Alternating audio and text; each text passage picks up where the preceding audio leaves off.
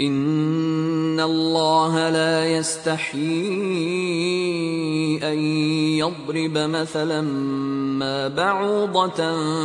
فَمَا فَوْقَهَا ۚ فَأَمَّا الَّذِينَ آمَنُوا فَيَعْلَمُونَ أَنَّهُ الْحَقُّ مِن رَّبِّهِمْ ۖ وَأَمَّا الَّذِينَ كَفَرُوا فَيَقُولُونَ مَاذَا أَرَادَ اللَّهُ بِهَٰذَا مَثَلًا ۚ يُضِلُّ بِهِ كَثِيرًا